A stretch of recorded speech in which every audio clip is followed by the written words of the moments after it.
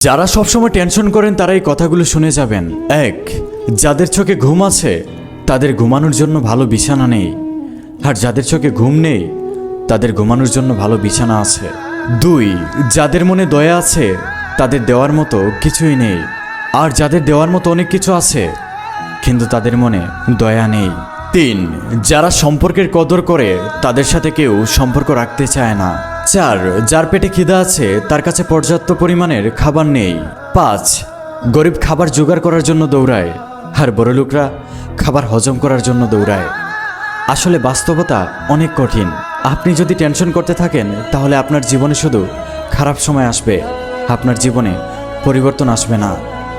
তাই টেনশন না করে কাজ করুন, নিজের ভাগ্য পরিবর্তন করার চেষ্টা করুন। একটা কথা মনে রাখবেন, টেনশন শুধু হতাশা বাড়ায়। আর যদি টেনশন না করে কাজ করতে থাকেন তাহলে আপনার কাজ করাটা একদিন আপনার টেনশন দূর করে দিবে।